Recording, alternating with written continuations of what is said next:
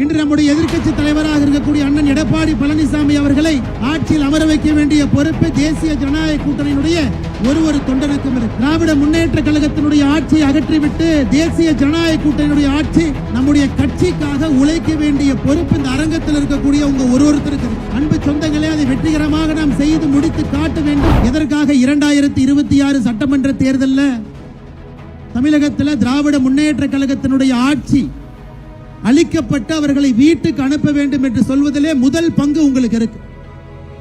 அதனால்தான் மேடையில் இருக்கக்கூடிய நம்முடைய அன்பு தலைவர்கள் எல்லோரும் இணைந்து நம்முடைய மாநில தலைவர் அன்புக்குரிய அண்ணன் நயினார் நாகேந்திரன் அவர்கள் தமிழ்நாடு முழுவதுமே 7 இடங்கள்ல இது முதல் இடமாக பூத்து பொறுப்பாளர்களை மட்டும் சந்தித்து நேரடியாக பேச வேண்டும் என்பதற்காக நம்முடைய உள்துறை அமைச்சர் திரு அமித்ஷாஜி அவர்களை இங்கே அழைத்து வந்திருக்கின்றோம்.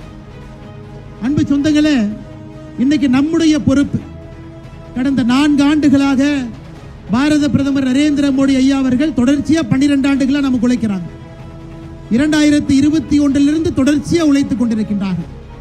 ஆனால் அடுத்த 8 மாத காலம் பாரத பிரதமர் நரேந்திர மோடி அவர்களுக்காக நம்முடைய கட்சிக்காக உழைக்க வேண்டிய பொறுப்பு இந்த அரங்கத்தில் இருக்கக்கூடிய உங்க ஒருத்தருக்கு இருக்கு.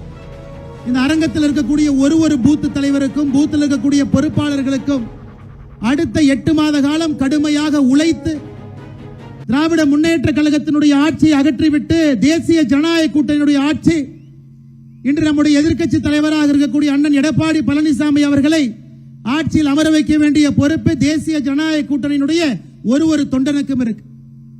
அன்பு சொந்தங்களே, அதை வெற்றிகரமாக நாம் செய்து முடித்து காட்ட வேண்டும். காரணம், மிக கடுமையாக இந்த 4 ஆண்டு காலம் நாம் உழைத்திருக்கின்றோம்.